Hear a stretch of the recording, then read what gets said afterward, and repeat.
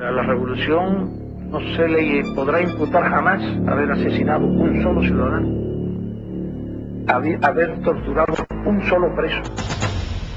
En la historia de la revolución jamás se cometió violencia física contra las personas, jamás desapareció nadie, jamás fue nadie asesinado, jamás fue nadie torturado. Digan lo que digan los calumniadores al pueblo.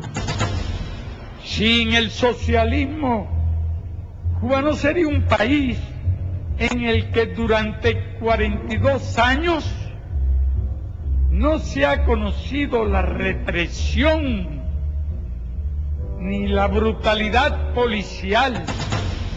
Y aquí no podrían hablar de uno solo. Uno. Fíjese bien, no pueden hablar de uno. Ni pueden hablar de un torturado. De uno. Eso que acusan a Cuba de violar los derechos humanos, al país donde jamás se ha torturado un ser humano, donde jamás se ha cometido un crimen político. La Convención de las Naciones Unidas contra la Tortura y otros tratos o penas crueles, inhumanos o degradantes, define como tortura todo acto por el cual se inflija intencionalmente a una persona dolores o sufrimientos graves, ya sean físicos o mentales, con el fin de obtener de ella o de un tercero información o una confesión, de castigarla por un acto que haya cometido o se sospeche que ha cometido, o de intimidarla o coaccionarla. A mí me dieron en 3 meses 20 electroshocks. 20 electroshocks. Lo primero que me hicieron fue ponerme una inyección y sacarme sangre por la vena, por el brazo. Ahí ya empezó la mente ya, que no me daba muchas veces cuenta de lo que me estaba pasando. Ahí cuando me pusieron esa inyección empecé a ver pollos y gallinas y cosas esas. Estuve 2 meses que estuve allí sin comer y sin bañarme. En 2 meses no me pude bañar, nunca me dieron agua para bañarme, ni siquiera para lavarme. Ellos inoculan enfermedad a los presos políticos, porque cuando los ven concluyendo la condena, lo de ellos es provocarle cualquier perjuicio que le limite después continuar trabajando en la oposición cuando saquen libertad. O te sacan loco o desgastado, o te inoculan una enfermedad. Cuando a mí me daban golpes, me decían, contigo la cosa es más fácil, porque tú no nos puedes ver la cara.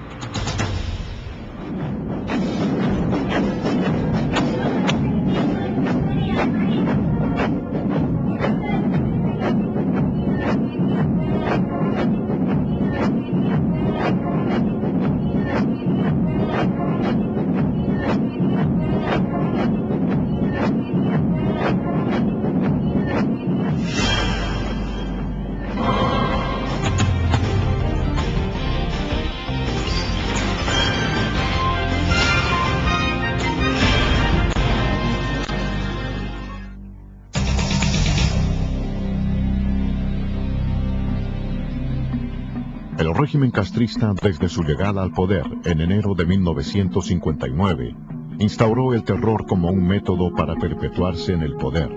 Miles de opositores a la naciente revolución cubana fueron ejecutados en los paredones de fusilamientos. Decenas de miles fueron detenidos, torturados y confinados en las cárceles castristas. A los 16 años de edad, en junio del año 1959, yo fui sepultado en vida. Fui llevado al castillo de Ataré y a una galera normal, como había muchos allí ya. 4 días después fui sacado de allí con 2 compañeros más, a los cuales no vi en 7 días, a partir del momento en que nos sacaron y nos metieron en gavetas. Esto es un orificio o una cavidad que tiene un fondo, o sea, una profundidad de largo. Yo calculo que entre 6,5 o 7 pies de profundidad, con una amplitud de, calculo yo, 2 a 4 pulgadas de márgenes después de mi cuerpo acostado, y una altura del doble, casi el doble de mi cuerpo, también acostado boca arriba. Imagínese usted una persona dentro de un féretro, con los pies estirados y los brazos estirado hacia los lados del cuerpo. En ocasiones, si se le cansaba, podía levantarlo y ponérselo encima del cuerpo, o sea, en la barriga, en la pierna, no más que eso. La cabeza no podía levantarla. Si levantaba la cabeza, tenía entonces el techo arriba, o sea, le daba el techo contra la cabeza. Para entrar allí había que entrar de espaldas. Ellos mandaban a uno que se metiera de espaldas y boca arriba. Y el piso, o sea, la superficie donde uno estaba acostado, tenía un desnivel, iba de menor a mayor. O sea, a medida que uno iba entrando, el cuerpo de uno se iba levantando un poco de la cintura hacia la cabeza. Y esta superficie estaba llena de unos minúsculos orificios. Háganse la idea de un spring. Una vez allí, la puerta era una reja que cerraban por la parte de afuera con candado, por supuesto. Una vez allí acostado, abrían la llave y este spring de agua comenzaba a correr de arriba hacia abajo. Como había un desnivel, el agua no se quedaba estancada. El agua corría desde el cuello hasta los pies y salía por la puerta de entrada, o sea, por la cavidad de entrada. En esos 7 días no recibí alimento de ningún tipo, no tomé agua, la sentía, pero no la veía, la sentía en mi cuerpo entumido ya por el frío del agua, pero no la veía ni podía comerla, ni podía tomarla, perdón. Y en ocasiones traté de meter mi mano por debajo del cuerpo para ver si podía coger, pero ¿qué pasa? Que era un orificio muy pequeño, el agua me estaba dando contra la espalda y no había manera que yo pudiera sacar con el puño de mi mano un poco de agua para beber. A mediados de 1960, comenzó el proceso insurreccional en la región montañosa del Escambray, al centro de la isla. Rápidamente el régimen desplegó una tenaz ofensiva en la que participaron más de 60.000 efectivos. Se entablaron los primeros combates. Se arrestaron a varios guerrilleros, los que fueron cruelmente torturados en búsqueda de información. Caí preso y me tuvieron 28 años en la cárcel, y cuando caí me torturaron ahí en una poseta abajo del Topecollante. Querían que yo hablara o que dijera algo, que echara gente para adelante, algo de eso, y al ver que yo no hacía, me cogieron, me amagaron con una piedra y me tiraron por una poseta para abajo, a mí y a otro muchacho que estaba ahí. Y entonces me sacaron, cuando ya estaba muerto, ya me sacaron. Pero cuando vieron que yo no hablaba, me volvieron a tirar, pero ya el muchacho que estaba ahí conmigo no estaba ahí, me volvieron a tirar a mí solo. Cuando creía que yo estaba ya ahogándome, me sacaban, me apretaban, me sacaban el chorro de agua. Cuando me bebían un poco, de nuevo para abajo, y ahí era, ahí, y me volvían a sacar y me volvían a tirar para abajo. No podía, ¿qué iba a hacer? Tenía que dejar que me llevara la piedra esa para abajo, y yo no sé, ya yo pensé que ya yo no iba a vivir más. Lo que uno piensa en la mente, aunque uno cuando va por abajo va pensando eso, ahí. Cuando empieza a tragar agua, desesperado. Y cuando ellos ven ya que uno está ahogado, sacaban a uno, y cuando ellos lo verdad que uno botaba todo eso, que uno abría así, de nuevo, otra vez y ya tú sabes, la angustia que te cae a ti. La policía política castrista estableció en un principio la sede central del Departamento de Investigaciones en Quinta y 14, en la capitalina barriada de Miramar. En estas improvisadas instalaciones fueron procesados los primeros miembros de la oposición al régimen castrocomunista. Muchos de estos prisioneros fueron trasladados a las llamadas cabañitas o casitas, un lugar desconocido donde eran cruelmente torturados. El proceso comenzaba en el patio de la unidad de Quinta y 14, había unos toldos bajos ya dentro del jeep para que no se supiera quién iba adentro. Te daban una capucha hecha con tela de mezclilla y un elástico ajustado al cuello. Te tiraban en la parte trasera del vehículo, te ponían una colcha por arriba y un miliciano te clavaba las dos botas rusas en la espalda y te clavaba también el cañón de la metralleta, diciéndote que si hablabas, si te movías siquiera y decías algo, te vaciaba el peine. Ese vehículo daba una serie de vueltas dentro del área, tratando de despistarte para que no supiera dónde te iban a conducir, y también para evitar quizá que estuviera alguien siguiendo el vehículo y pudiera averiguar algo sobre el lugar de destino. Te bajaban a un sótano que estaba equipado con un equipo también de aire acondicionado más fuerte todavía, y allí completamente desnudo estabas hasta que perdías el conocimiento. Cuando ellos veían que tú dejabas de tener convulsiones y prácticamente perdías la razón, entonces apagaban el aire y volvías, te retornaban al salón. Esto es imposible decir cuánto tiempo pasaba, y ellos para, no sé si quitarse la presión o para hacerte ver que ya tú oficialmente eres un desaparecido, le hicieron llegar a un policía del barrio allí conocido en la versión de que la noche anterior a mí me habían fusilado, y le pidieron que como una cosa humanitaria se lo dijera a mi mamá para que no siguiera yendo de cárcel en cárcel y de lugar en lugar buscándome, y que ya ella descansara. Y a mí, por supuesto, me lo dijeron, que ya mi mamá estaba haciéndome misas y cosas porque estaba convencida que yo era un desaparecido oficial. Durante este periodo, cuando tú te resistías a confesar, te llevaban a los lugares predilectos que ellos tenían, porque tenían una selección de lugares. Había una piscina donde te llevaban, por supuesto siempre con la capucha puesta, y en esa piscina tenían una bolsa grande de lona donde te introducían, la cerraban y te tiraban a la piscina. Cuando suponía que tú estabas ya medio ahogado, te faltaba el aire, pues te sacaban, te decían, vas a confesar, y si decías que no, volvías para el agua.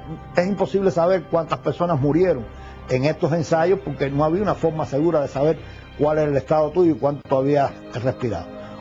Cuando ya ellos tuvieron lo que necesitaban de la causa, o pasó el tiempo que ellos habían considerado suficiente para esto, pues entonces te llevaban para el G2, y de ahí a unas galeras especiales que había en la cabaña, que habían estado soterradas bajo el suelo, y las habían limpiado para meter a los sobrevivientes, aunque fuera temporales, porque muchos de los que salieron vivos de allí, después en el juicio los condenaron a muerte. La cifra total de prisioneros políticos procesados en este campo de interrogatorios se ignora. También se desconoce el número de personas que, sometidas a un régimen especial de torturas, perdieron sus vidas en estas instalaciones que algunos denominaron como el Punto X. Caí preso en el año 1961, en el Quinti 14, de ahí me trasladaron para un lugar que le dicen las caballeras de tortura mental y física. Ahí fue donde empezó la cosa de la tortura. Lo primero que me hicieron fue ponerme una inyección y sacarme sangre por la vena por el brazo. Ahí ya empezó la mente que no me daba muchas veces cuenta de lo que me estaba pasando. Todos los días me fusilaban con balas de salva. Y yo sentía cuando tiraban 2 tiros de verdad y la gente gritaba. Y me viste que aquí fusilan, el próximo fusilamiento va a ser el tuyo. Y así sí me tuvieron varias veces, muchas veces me hicieron eso. Pero muchas veces me hicieron eso. Me dijeron, como que tú dices que eres católico y que Dios te va a sacar de aquí, y que lo que nosotros estamos haciendo es un pecado, te vamos a llevar a la iglesia para que te saquen de aquí, que Dios te saque de aquí, o el cura en el que tú creas. Así me dijeron. Muchacho, no quiero estar tú ahí. Me pusieron una campana ahí arriba, me metieron como en un closet. Y me dijo, si te caes para atrás, eso es un vacío, no te puedes mover de ahí. Y aquello era campana bien y campana abajo. Y bueno, de ahí salí loco. De ahí salí que de verdad que lo que deseaba era morir. Todos los días me hacían una cosa distinta. Me llevaban, me pusieron un foco grandísimo en la cabeza, me amarraron con las manos hacia el techo. Ahí empecé a caérseme el pelo. Yo por aquello no tenía ni patilla, ni pelo en el pecho, ni nada. De la cabeza se me cayó completo. Se me hicieron una llaga grandísima en la cabeza. Ahí me echaban agua en el piso. Me pusieron corriente, cables de corriente para que no me pudiera acostar en el piso. Si me orinaba por casualidad en el piso, venían 4 o 5 días, me envolvían en una coche y tenía que sacar todo el piso. Cuando le pedía agua, porque ya se empieza a perder la voz cuando uno tiene mucho tiempo sin tomar agua, después me dijeron, te vamos a traer agua. Entraron 4 de ellos y con el pene de ellos me orinaban toda la cara. Me dijeron también que me iban a apretar los testículos. Se sentó un señor con una cosita esa que le aprieta los lados y la vemos los caballos para que no se muevan, y empezó a apretar ahí hasta el resultado de eso, que todavía actualmente hoy tengo una venita ahí que el ratico se hago fuerza, hecho sangre. A la revolución no se le podrá imputar jamás haber asesinado un solo ciudadano, haber torturado un solo preso. A mediados de 1963, la naciente dictadura castrista traslada la sede del Departamento de Investigaciones a Villa Maristas, antiguo complejo educacional religioso, adaptando dichas instalaciones para interrogar a los opositores políticos, empleando métodos de torturas. La celda en el Departamento de Seguridad del Estado, en Villa Maristas, ¿verdad?, es de total aislamiento. Es una celda que tiene escasamente 2 metros de ancho, con 6 placas de madera que se bajan para dormir las personas. Cuando las placas se bajan, en el espacio que queda en el medio apenas cabe una persona parada así entre ellos. Esta celda se encuentra al final, tiene solamente 2 rendijas, así en forma diagonal, que no se ve nada para afuera. ¿Ven? Y en la parte delantera es una reja, es una puerta de hierro, que tiene sencillamente arriba un pequeño espacio con un foquito, nada más que nunca se apaga, por lo cual uno nunca sabe la hora en que se encuentra, el día en que se encuentra. Tiene un astillero donde los guardias vienen y le dan a uno la comida. Uno no sabe cuándo se la dan, si era la hora de comer, si era la hora de almorzar, no sabe cuándo. Para uno ir a sus necesidades, en la parte pegada a la puerta, hay un espacio en que tiene lo que le llaman los servicios turcos, un hueco para hacer sus necesidades, defecar u orinar. Y ahí mismo una pila que está como a un pie de ese hueco sanitario, donde tiene que tomar el agua uno cuando el agua viene, y una ducha cuando el agua de vez en cuando puede venir. Ahí te desaparecen. La familia no sabe dónde te encuentras, estás desaparecido hasta el tiempo que ellos entienden que te pueden darle a la familia el lugar en que tú te encuentras, y una visita tan pequeña como de unos minutos en los que el interrogador no permite que hable más nada de cómo se encuentra uno y está escuchándolo todo. Cuando, por ejemplo, no podían sacarme la confesión de que ellos querían de un documento que habíamos publicado, en que había unos cuantos intelectuales escribiendo cosas en contra del régimen, pues en una de las sesiones pues prendieron a mi padre, y me dijo el individuo que mi padre lo habían detenido porque yo no confesaba lo que ellos querían. Ahí tuvimos un altercado que por nada nos vamos a las manos los dos. No pudieron conseguirlo, pues entonces en esos casos, cuando uno tiene rebeldía para la confesión, se hacen varias cosas, entre ellos, fue el caso que yo conozco en mi persona, te sacaban de esta celda y te ponían en otra celda. Esa otra celda era una celda congelada, en que tú no tenías con qué taparte, el mono que te daban apenas te cubría el cuerpo, y ahí estaba en ese tiempo, toda esa noche, el tiempo que ellos quisieran, con un frío horrendo, donde realmente era insoportable aguantarlo, ¿verdad? Y eso era el cambio entre las otras cosas que te hacían para sacarte la confesión. Cientos de opositores cubanos fueron y son actualmente interrogados y torturados en las instalaciones de Villa Maristas y en otras similares diseminadas por toda la isla. El día 10 de diciembre de 1962 fui interceptada en una calle de La Habana por 4 personas que se identificaron conmigo como de seguridad del Estado. Me levantaron casi en vilo, me metieron a empujones en un carro y me llevaron hacia Villa Maristas. Los interrogatorios eran en una habitación muy pequeña, se metían allí 4 hombres y yo sentada contra la pared, y aquellos hombres todos así con sus piernas hacia afuera, porque parece que ellos querían conquistar como mujer, y se insinuaban. Cuando vieron que mi posición era radical con ellos, pues me empezaron a decir que si yo no hablaba, decía lo que quería, pues ellos me iban a decir el sentimiento de ellos. Me dijeron que las mujeres como yo, a esa edad, que hacían contrarrevolución eran porque eran putas. así con 4 palabras, por lo que me metieron en una celda tapiada totalmente, y lo que había allí por baño era un solo hueco allí en el piso. Fue para mí desastroso eso, porque como yo era una mujer tan joven, apenas 20 años, como toda mujer, tenía mi menstruación para entonces. Pedí que me llevaran a un baño, no me abrieron nunca la puerta, nunca pude cambiarme, sino simplemente aquello fue muy desagradable para mí en esas condiciones de mujer, sentada, agachada en aquel hueco por donde salían ratas y donde salían cucarachas. Eran días de frío y no me trajeron nada con qué taparme. El frío era terrible y solamente tenía para taparme la misma saya que yo tenía, me la ponía así, doblaba las piernas. Así estuve 2 meses que estuve allí sin comer y sin bañarme. En 2 meses no me pude bañar, nunca me dieron agua para bañarme, ni siquiera para lavarme mis partes femeninas, mis partes íntimas. Nunca pude bañarme porque no lo hacían. No me daban comida porque vuelvo y repito, cuando me la daban me sacaban a un interrogatorio y no comí en todo ese tiempo. Me puse a cantar, que a mí me gusta cantar mucho, y me puse a cantar para yo no volverme loca, porque yo sabía que aquello era muy fuerte. Y empecé a cantar, la cama litera parece que estaba muy pegada al techo y los movimientos míos eran dar al techo, y siempre sentía más satisfacción cuando yo saltaba y me daba en la cabeza. Entonces llegó un momento en que yo misma me dominé y yo dije, me estoy volviendo loca, esto no puede ser.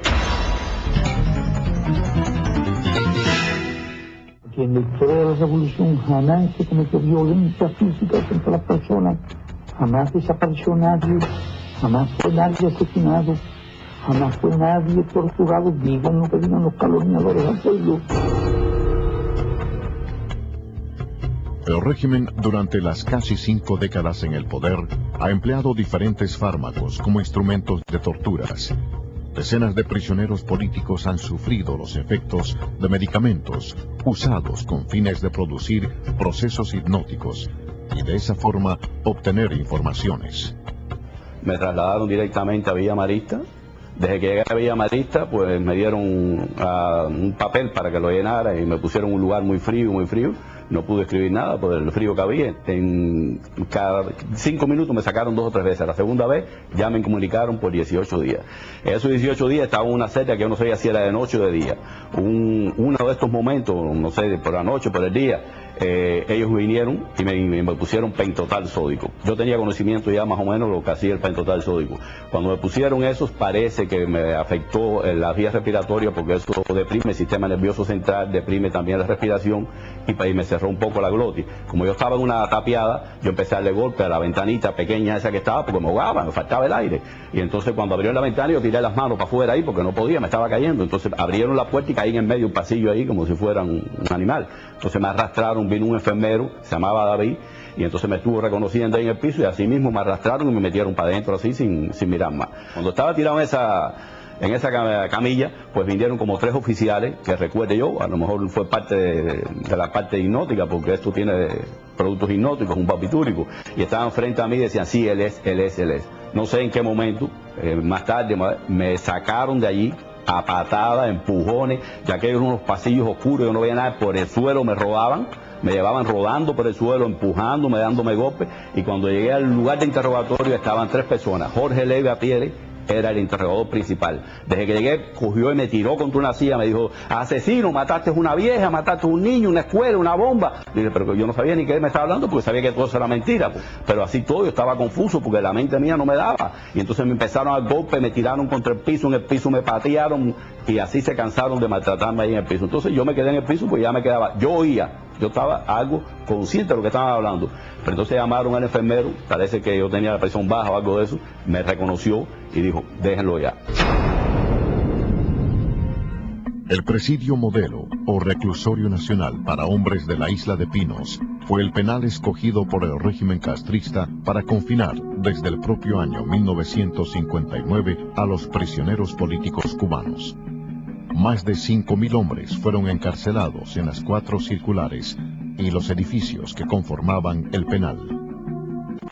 Tal vez 2 meses después de la invasión de Bahía de Cochino, fue que se dinamitó la isla, se pusieron las 24.000 libras de trinito tolueno en las 4 circulares, las cuales tenían en aquel momento, más los pabellones y otras áreas, alrededor de 5 o 6.000 prisioneros políticos. Con esto se perseguía, pues, el de que si había algún otro intento, como el de Bahía de Cochinos, eliminar en forma colectiva a una oposición, es, si no un genocidio, el intento de aplastar en una forma brutal, desde el punto de vista psicológico, a un grupo de hombres que solamente estaban allí por defender el derecho de pensar, de opinar y de creer. El director de presidio en ese entonces, Tarrao de apellido, visitó todas las circulares. En la circular 4, parado en la planta baja, pues gritó como si fuera dueño de todo aquello, que el hijo de puta que creyera que iba a salir con vida estaba totalmente equivocado. Después de hacer varias consultas con gente entendida en materia de explosivos, llegaron a la conclusión de que si las 24.000 libras de trinito tolueno que estaban en los 4 edificios detonaban, más el material bélico que por simpatía lo haría, la isla se convertiría en un cráter y la onda expansiva afectaría a La Habana. Esto, pues, produjo un sinnúmero de desajustes psíquicos, intentos de suicidio, el dormir, el comer, y aún hoy en día queda secuela en nuestras mentes. En nuestros recuerdos no se borra el haber estado durmiendo tanto tiempo sobre un colchón de explosivos en las manos de un maniático como lo es el dictador de Cuba, Fidel Castro. En junio de 1964, el régimen castrista instauró el Plan de Trabajo Forzado Camilo Cienfuegos. Más de 5.000 prisioneros políticos confinados en el reclusorio nacional de Isla de Pinos fueron obligados a laborar en condiciones infrahumanas durante 14 horas diarias, 6 días a la semana. Cuando nos mandaron a trabajar, no quisimos trabajar en ese momento. Mandaron a buscar a presidio 3 refuerzos militares para obligarnos y regresaron 3 camiones atestados de guardias bien armados con bayonetas caladas. Todos ellos ya venían planeados, hicieron una fila por ambos lados, que nosotros le decimos esa fila cuando un guardia se mira al otro, el túnel del amor, cada 48 pulgadas, 4 pies, un guardia, frente a frente. Por ahí mismo nos dijeron que nos condujéramos, empezaron las patadas, los culatazos, y saltamos la cerca y rápidamente nos sumergíamos en un agua espesa y negra. Ya nos empezamos a dar cuenta que estábamos en la famosa Mojonera, la laguna de saneamiento o de aguas albañales, que es lo que se hacía antes para cuando había un gran conglomerado y no había alcantarillado ni otras cosas donde botar toda esa serie de aguas usadas. Y esa laguna se había hecho cuando se construyó el presidio en el 1928. Tenía, cuando nosotros llegamos allí, 30 y pico de años de uso, de concentración de excrementos, de aguas negras y de bacterias añejas en su contenido. Bueno, en esas condiciones de bayonetazo, de ofensas, las ofensas eran las más grandes que se nos podían decir.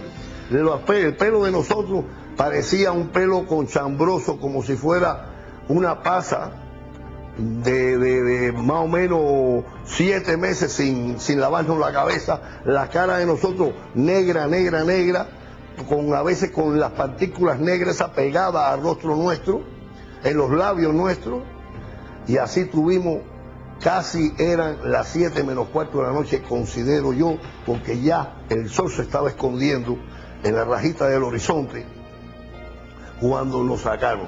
A la circular llegamos de noche, De noche ya llegamos a la circular.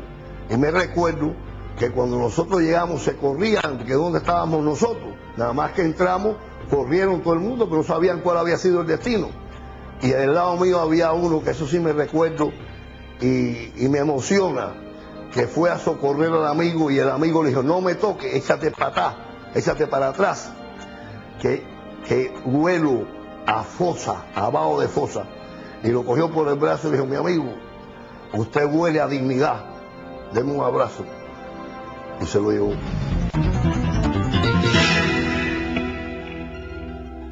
En marzo de 1967, la dictadura decide trasladar a los miles de prisioneros políticos que se encontraban en el Reclusorio Nacional de Isla de Pinos y confinarlos en decenas de nuevas prisiones que habían sido construidas a lo largo y ancho de la isla.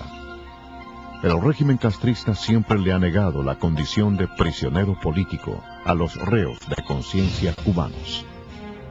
Fuimos trasladados de Isla de Pinos a las distintas provincias y a mí me tocó ir hacia Huica, próximo a mi pueblo, prisión que íbamos a estrenar. Nunca nadie había estado en ella. Al llegar fuimos obligados a quitarnos los uniformes amarillos para poner los uniformes azules de los presos comunes. Un grupo de nosotros se negó a aceptar ese tipo de medidas y entró en función un grupo de yocas del Ministerio del Interior para poner en práctica para lo que habían sido entrenados.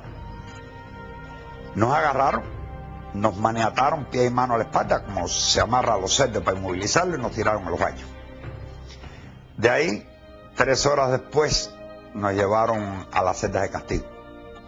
Fundamentalmente a las 19 y la 20, que eran cajones de concreto, de 6 pies de ancho por 5 pies de largo, por 5 o 8 de altos. O sea, yo no cabía de pie allí. Fuimos hacinados 12 por celda. Ya comprenderán que siendo hermética con una plancha en la puerta, pues respirar era prácticamente imposible. Allí permanecimos por 3 días, al cabo de los cuales quedé solo en la celda 20. En esa celda 20 permanecí durante los próximos 6 meses, o sea, medio año, trancado, solo, totalmente desnudo, sin medias, sin calzoncillos, sin nada. Los 2 y medio meses primero no me permitieron bañarme, no tenía dónde tampoco. Y tenía que tomar agua del tubo que descargaba directamente sobre el baño turco, que es un hueco que hay en el suelo.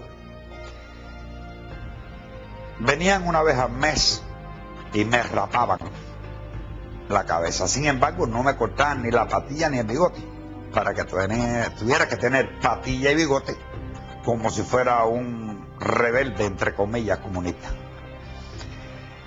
Esta aventura en aquella celda culminó cuando un grupo de guardias vinieron a tratar de que aceptara la ropa azul de todas las formas y a negarme. Pues comenzaron a golpearme. Afortunadamente me dieron con un candado chino en la punta de una cadena en la cabeza y perdí la conciencia, no sentí el resto. Desperté en la dirección del penal, como es lógico, vestido de azul y amarrado los pies y las manos a la espalda. Durante sus casi 50 años en el poder, el régimen castrocomunista ha empleado los más crueles e inhumanos métodos de torturas. Decenas de prisioneros políticos cubanos han sido víctimas del denominado tratamiento psiquiátrico intensivo, comúnmente conocido como electroshocks o corrientazos eléctricos. Las salas Carbó Serviá, Córdoba y Castellanos del Hospital Psiquiátrico de La Habana, conocido como Mazorra, fueron testigos de estas criminales prácticas. A mí me dieron en 3 meses 20 electroshocks. 20 electroshocks. Yo te digo que los electroshocks me hicieron mucho daño, porque dicen las muchachitas, yo te digo muchachitas, eran las compañeras presas de las cámaras mayormente, que yo caí allí en el pabellón. No conocía a nadie, no sabía quién era y me pasaba el día con una muñeca de trapo en las manos. Lo más que yo sufrí de los electroshocks era el tiempo. O sea, cuando ellos me llevaban a ver a los hermanos presos, cuando les daban los electroshocks, como a mí me lo dieron de castigo. A ellos en el salón que yo estaba era castigo para todos. Ellos eran amarrados con cadenas, a veces a tubo, arriba, con las manos cruzadas, los pies y las cadenas. Los mojaban con agua, con orines. Entonces, al aplicarles los electrodos, era mucho más fuerte.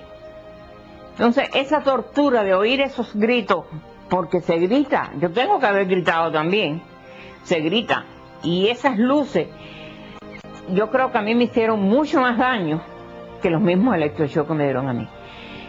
Los electroshocks que me dieron, es lo que te digo, cuando me tiraban en el piso, ya mojada, con orines o como fuera, como se lo habían dado a él, ya me aplicaban los electrodos, y yo sí sé que me los ponían aquí abajo, cerca de la vagina, me los ponían aquí, en los senos, y aquí. Porque eso sí lo veía, que por más que batallaba, no podía con ellos. Porque inclusive utilizaban locos para que te aguantaran, y locos para que los ayudaran, y siempre con la cara tapada. Ya llega un momento que no piensas nada. Cuando yo después salí, yo me metí, pasé casi 5 o 6 meses sin poder comer, porque al electroshock hay que poner un aislante, o debe ponerse, ni a ellos ni a mí. Entonces la lengua mía, la boca mía, dicen ellas que estaba destrozada. Yo te hablo de ellas porque son las muchachitas. Ellas me daban cucharadas de leche, cucharadas de caldo, porque yo no podía comer. Y loca que dice que a veces no se me podían arrimar. Sin el socialismo, Cuba no sería un país en el que durante 42 años no se ha conocido la represión ni la brutalidad policial. Estos tratamientos por estímulos eléctricos modifican el funcionamiento del sistema nervioso central. El régimen castrista ha empleado durante años dichas prácticas como método de tortura para intentar extraer de las víctimas información o simplemente para desajustarlas emocionalmente. La prisión provincial de La Habana, conocida popularmente como Combinado del Este, es otro de los centros penales donde se practican estas torturas. Caí preso en los primeros días de 1981. Me llevaron enseguida a la cabaña. Después entonces me tuvieron allí como casi un mes y me trasladaron al piso 3, del edificio 3 del Combinado del Este. Me llevaron al hospital porque estaba muy excitado, decían ellos, junto con 7 muchachos más hombres que estaban ahí.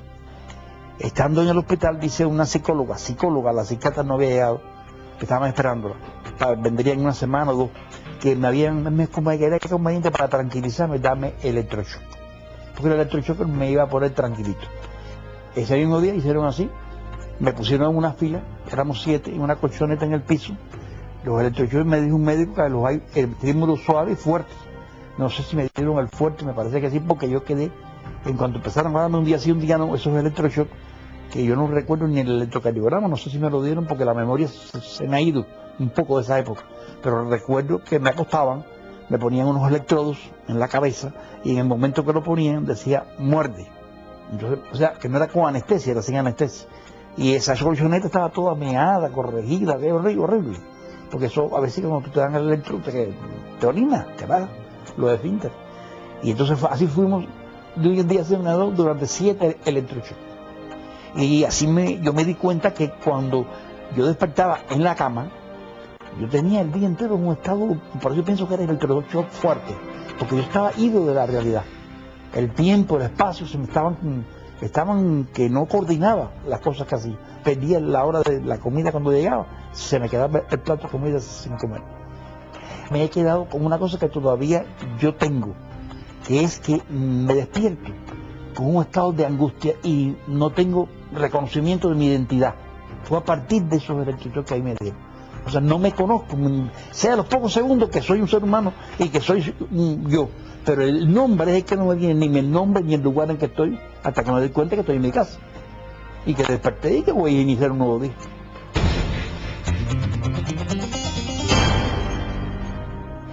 Varias decenas de prisioneros políticos dejaron sus vidas en las cárceles cubanas, víctimas de la represión de los carceleros del régimen.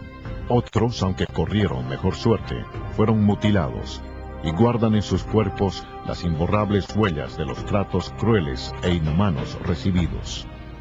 En el patio de la cabaña, en el año 1975, yendo a almorzar al comedor, nos paran y nos llaman, nos dicen que tenemos que ir en fila, cosa que nosotros nunca hacíamos.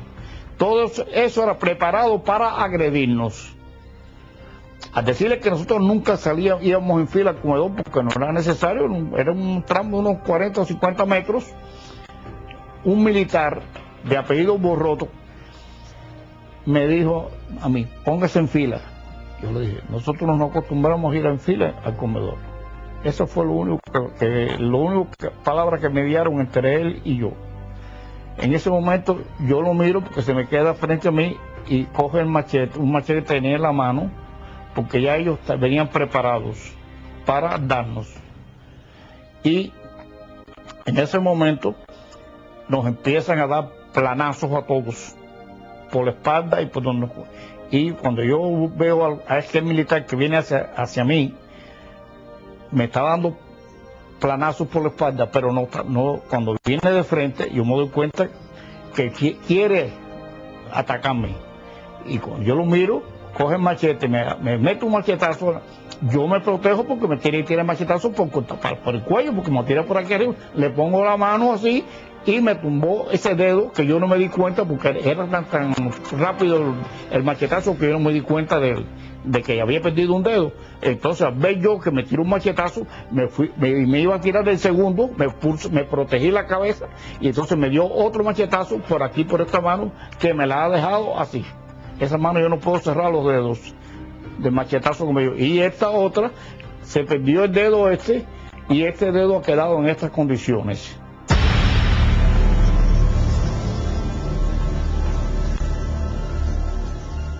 La incertidumbre, la incomunicación, el no saber cuáles son los cargos imputados, es otro de los métodos de castigo impuestos por el régimen castrista a lo largo de sus cerca de 5 décadas de permanencia en el poder. Muchos opositores al régimen han cumplido años de confinamiento político, sin haber sido condenados por un tribunal. Cumplí mi primera condena como presa política en 1997. Allí tuve la amarguísima experiencia de pasar por una prisión tan conocida como Manto Negro. Después de haber cumplido mi condena en Manto Negro, pasé también por la seguridad del Estado del Centro de Investigaciones Villa Marista y Ciénaga de Agó, donde hubo de cumplir varios años sin siquiera ser condenada por un tribunal. Es decir, ellos decían que estaba bajo investigación, pero allí me tenían 6 meses, después me sacaban de Villa Marista y me llevaban para Ciénaga de Agó y 6 meses más, porque era el tiempo límite que tenían para tener una persona presa. En estas celdas de castigo yo conocí el lugar más siniestro del mundo. Era una celda pequeñita, la cama era de concreto, daban solamente una sábana y una colchoneta de trapo a las 11 de la noche y te la quitaban a las 6 de la mañana. No había espacio para caminar, para hacer ningún tipo de ejercicio, solamente un hoyo para hacer las necesidades. No te ponían agua, solamente la que ellos te traían en un vaso. Es decir, que te tenías que bañar cuando ellos querían, si no, no te podías bañar.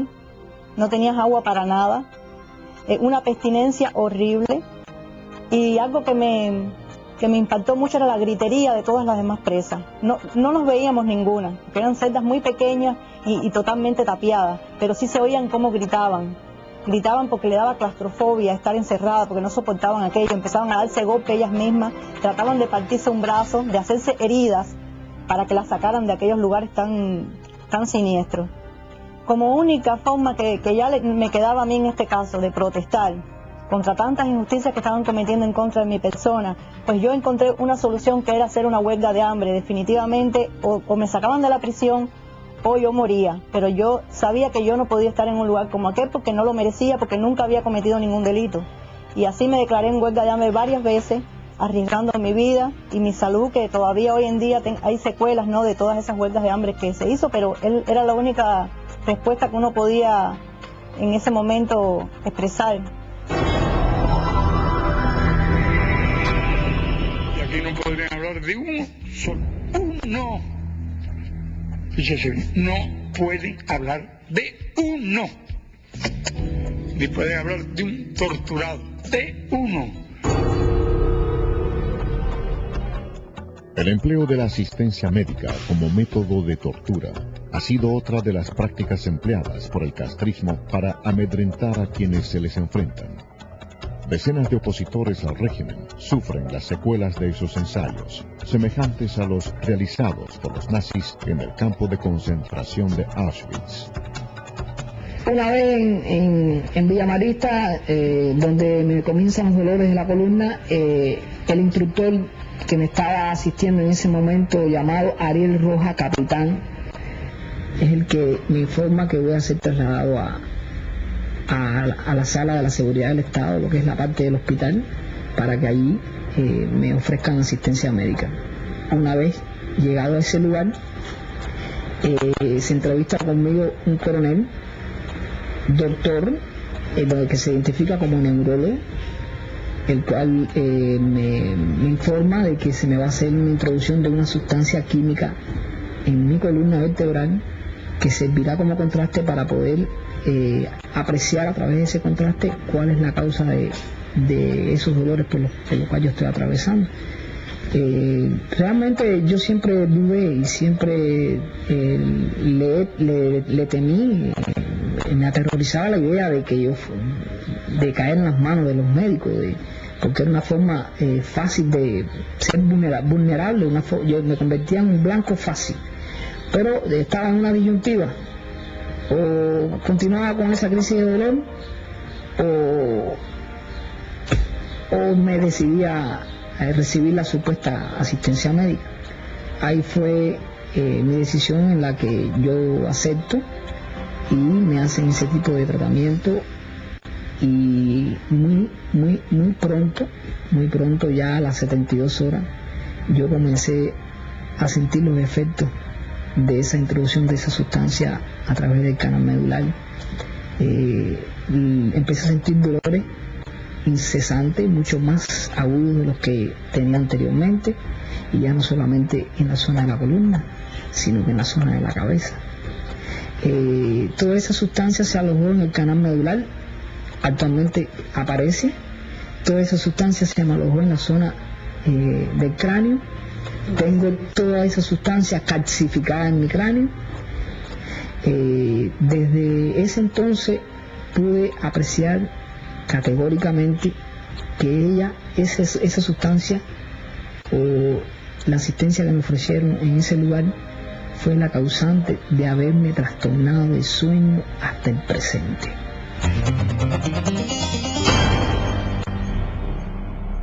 En su afán por neutralizar la oposición, el régimen castrista ha empleado durante sus más de 4 décadas de permanencia en el poder los métodos más inimaginables, con un objetivo: desarticular a la oposición política cubana. Y a mi esposo le dio un infarto. Lo llevamos para el hospital militar, que era el hospital más cerca. Pasados 5 minutos, sale el médico y me dice que mi esposo había fallecido y que necesitaba que yo le diera unos datos. Estaba haciendo el certificado de defunción, pero yo miro así y veo a mi esposo tirado en una camilla y corro para allá. Pero cuando yo lo levanto me doy cuenta de que estaba con vida. Entonces empecé a pedirle ayuda al médico. Empecé a pedirle ayuda. Tuve que decir una grosería, gritado, y decirle que no estaban contando ni tuerca ni tornillo, que estaban trabajando con seres humanos. Y llegó hasta donde estaba él y se dio cuenta efectivamente que estaba con vida, que era innegable. Entonces me separó y me dijo que saliera. Le dieron reanimación, efectivamente estaba con vida. Pero tuvo una anoxia cerebral que lo llevó a un coma irreversible. Ahí duró 17 días. Yo no puedo decir, porque no tengo la prueba de que lo dejaron morir. Pero sí tengo eso por dentro, de por estar yo en contra del sistema, que no le hayan prestado la atención que se merecía.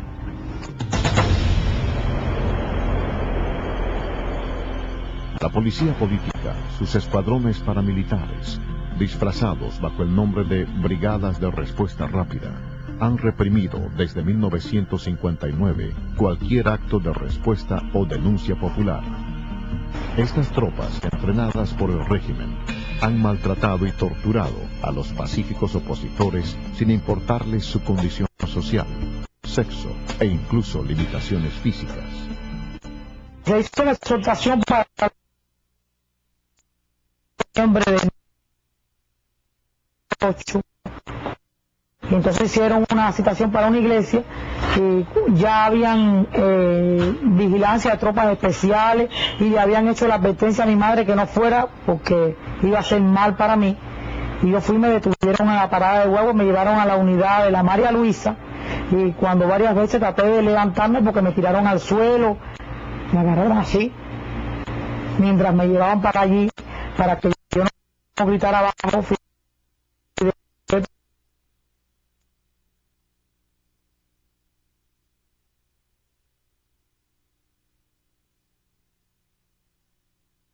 Mano cerrada y una camisa de manga larga.